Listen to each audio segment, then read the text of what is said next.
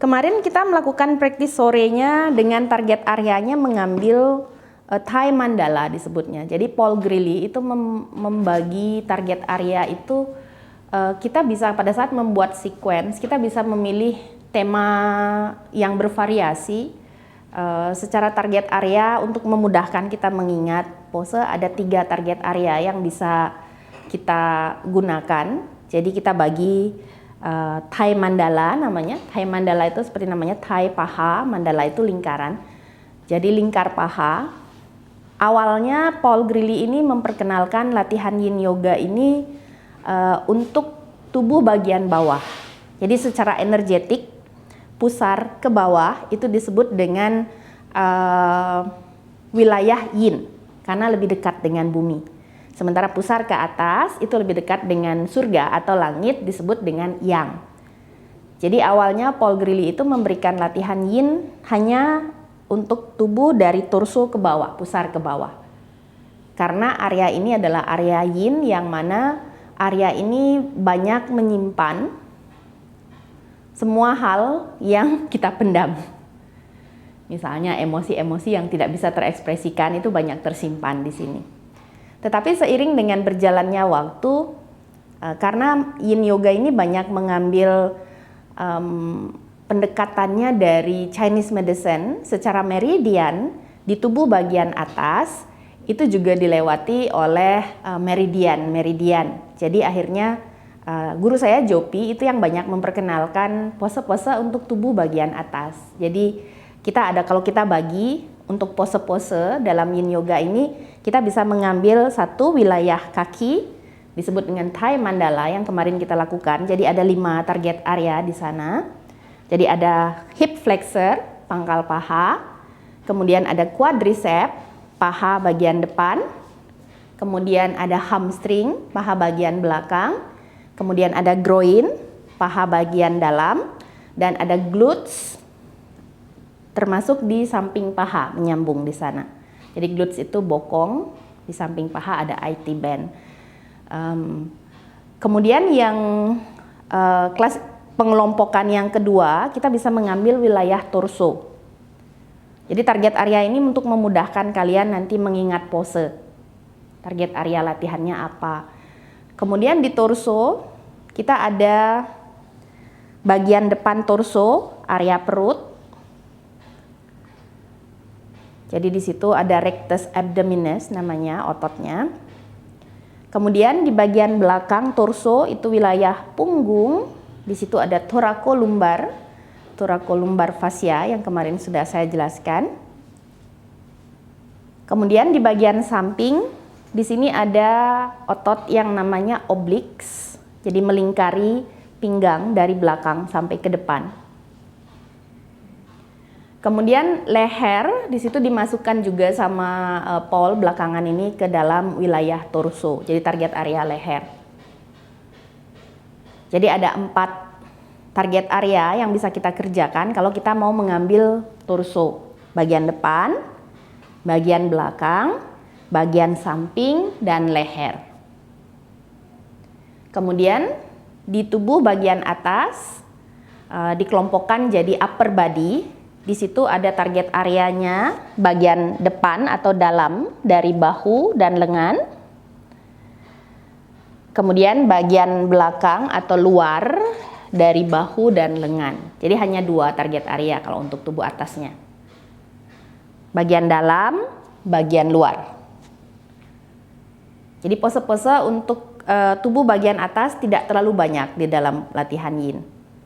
Karena secara alami tubuh bagian atas ini dirancang lebih mobile, lebih yang sifatnya.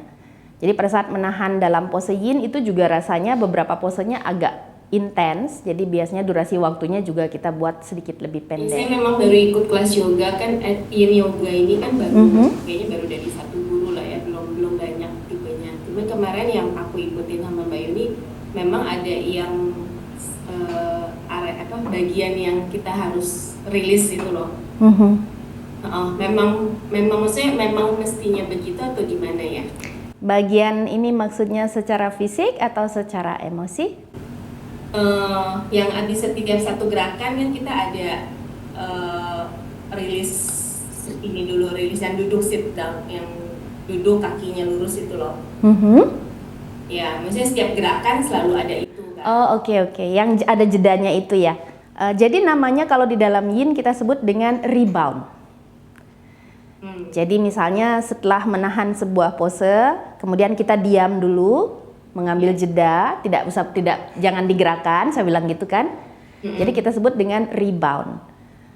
Jadi rebound ini bisa dilakukan setiap melakukan sebuah pose, atau mungkin kita gabungkan beberapa pose, jeda reboundnya pendek-pendek, setelah itu kita kasih rebound agak panjang.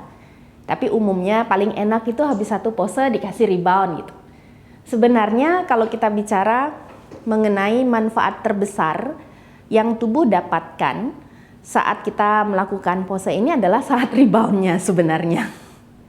Jadi kenapa sebaiknya itu tidak di skip? Kenapa begitu? Jadi saya ambil analoginya, pada saat kita menahan sebuah pose, kan kita menempatkan tubuh di posisi tertentu ya. Misalnya saya mengambil pose butterfly nih. Pada saat saya menahan di pose butterfly, kan qi itu mengalir di seluruh tubuh kan. Pada saat saya menekuk kaki seperti ini, artinya qi itu akan stop dia di situ. Bisa membayangkan? Yeah. Jadi ini ada aliran air, kemudian saya tahan, saya bendung airnya. Jadi kalau kita menciptakan bendungan kan kita tutup kan aliran airnya. Jadi di sini seperti ini, pada saat kita diam, qi yang melewati area ini akan stop dia di sini. Apa yang terjadi kalau kita stop, kalau kita ibaratnya membendung aliran air, seperti kita membendung aliran qi ini, apa yang terjadi? Kira-kira?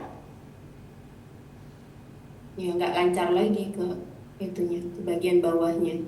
Jadi kalau misalnya ini air nih, airnya alirannya kecil, kemudian saya bendung, lama-lama apa yang terjadi dengan aliran air yang kecil itu?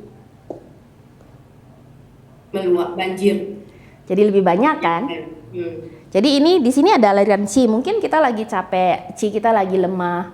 Jadi aliran qi yang mengalir di target area ini dia akan tertahan di sini, mengalir sampai di sini tertahan, dia semakin lama menjadi lebih besar dia, lebih kuat. Jadi pada saat aliran yang kecil ini kita tahan, semakin lama dia terkumpul, terkonsentrasi di area tersebut menjadi lebih kuat. Jadi pada saat saya melepaskan posisinya, kan tadi sudah terkumpul nih di sini. Pada saat saya lepaskan, aliran qi yang lebih kuat ini bisa mendorong dia lebih kuat. Pernah nggak menyiram kebun pakai selang? Kalau kita lipat selangnya, kan airnya masih ngalir nih, tapi selangnya kita lipat, kan nggak mengalir kan? Begitu kita buka lipatan selangnya, airnya itu memancarnya lebih kuat atau sama saja? Lebih kuat.